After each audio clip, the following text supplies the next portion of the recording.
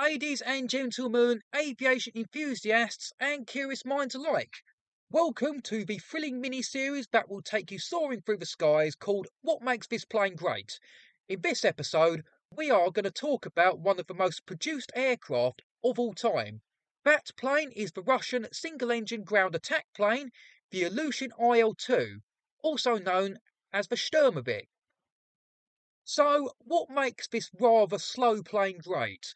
Well, one of the first things that we all think of that makes this plane great is its ruggedness. One of its nicknames was the Flying Tank, as it was so heavily armoured. German guns both on the ground and in the air struggled shooting the plane down, and unless you were the rear gunner, the IL-2 could deflect all small arms fire and most larger caliber ammunition. The IL-2 was an inexpensive and easy plane to produce, and even ones that were shot down could be easily repaired and back flying again.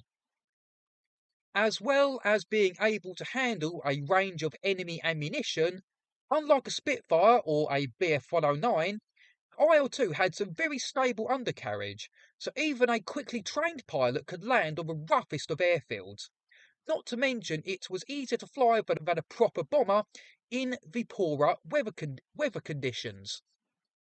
Unless you was flying a Messerschmitt Bf-109 or Focke-Wulf FW-190, the IL-2 went on to become one of the most feared aircraft of the war and played crucial roles in all the Russian conflicts, including the Battle of Kursk and Stalingrad. The plane became so despised by the Germans that angry German soldiers were known to open canopies of downed IL-2s and just outright shoot the injured pilots in the head at point-blank range. And Soviet troops would even request that IL-2s make additional passes just to exploit the intimidating effect it had on the German ground troops, regardless of whether the IL-2 had any ammunition left or not. As well as being a well-armoured plane, the Sturmovik was also a well-armed plane, with 2 machine guns and 2 big cannons. Some models would have 2 23mm cannons, while others had 2 37mm cannons in underwing pods. As well as 2 machine guns and 2 big cannons, they would also be armed with either inaccurate rockets or bombs.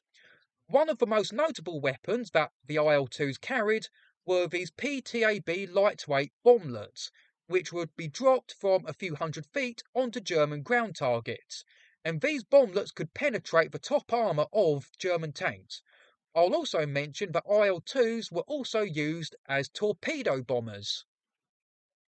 While the IL-2 will always be known for air-to-ground combat, or for the video game series, another great thing about the IL-2 was its success against enemy aircraft.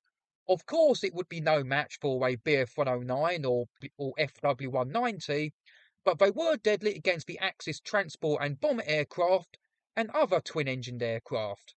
When it came to dealing with the legendary Bf-109 and FW-190, like the Swordfish and PO-2, the IL-2s would slow right down, which would force the German fighters to overshoot and hopefully in turn they might fly into target for the IL-2's powerful guns.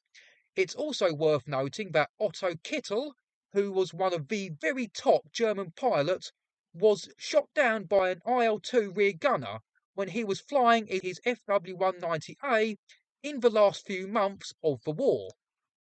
So overall, the IL-2 was one of the most produced aircraft in history that was loved by its allies and feared by the enemy on the ground. And while it may not have been as fast, agile, maybe even less accurate, and not able to carry as much compared to a Hawker Typhoon or P-47 Thunderbolt, it was one of the most important aircraft of the war and played a big part in defeating Germany in World War II. And that's it for this thrilling journey through the skies. If you haven't already, make sure to subscribe to this channel and hit that notification bell so you can stay up to date with my aviation content, etc. Check out the 2 videos at the end, or my CD reviews, or either the playlists I've created. Cheers.